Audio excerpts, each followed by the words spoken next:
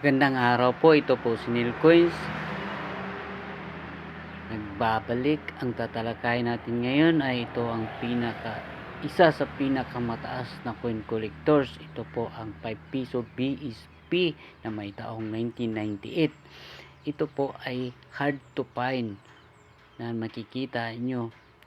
Mahirap po ito hanapin. Bakit?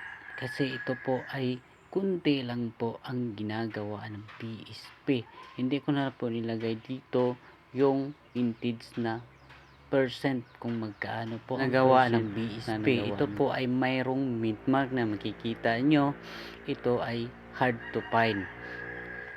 Kaya kung mayroon kayo nito, pwede nyo ilapag dito sa comment section at bibilin ko sa mataas na halaga.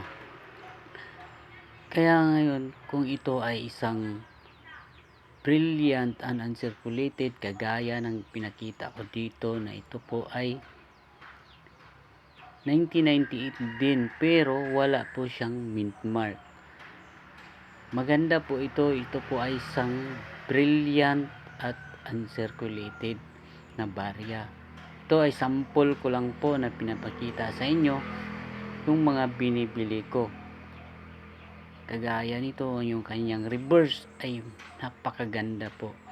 Kung ganyan ang barya nyo na 1998 na mayroong mint mark na makikita nyo, ay bibilhin ko po sa mataas na halaga.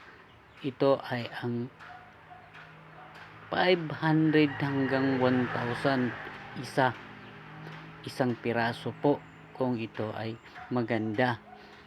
Kaya kung mayroon ka nito, pwede mong ilapag dito sa comment section at pwede kang ring mag-follow sa feeds na to at i-share mo na rin kung kinakailangan para makita sa inyong mga kamag-anak na ito ay binibili at hinahanap ng mga coin collectors na kagaya ko. Kaya kung mayroon kayo nito, pwede nyo i-offer sa akin at para makita ko, ilapag nyo dito sa comment section para makita ko ang inyong barya na hawak ngayon at baka iyan ang hinahanap ko na makikita nyo na 1998 na mayroong mint mark. Ito po ay hard to find. Kaya paalaala ko lang po, sana huwag kayong mag-offer ng barya na hindi po hinahanap sa video ito para hindi po kayo malito. At pwede kayong kumuha ng papel at isulat nyo ang mga hinahanap namin na mga barya na makikita nyo sa mga coin collectors na mayroong mataas na value. Paalala ko lang po, huwag sana po kayong magsawang sumusuporta sa mga coin collectors kagaya ko. Paisang lambing po, sana ay paki-like, follow and share din sa video ito kung dumaan man ito at i-comment nyo din ang inyong location kung saan po kayo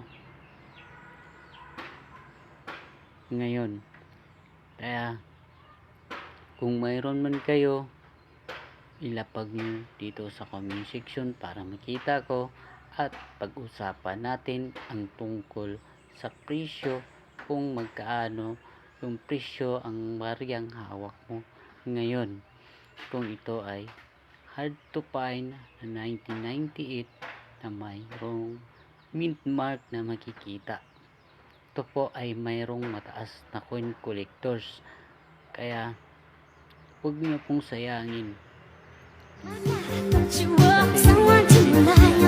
Me?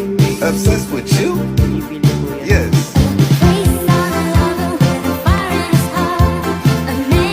Me? Obsessed with you?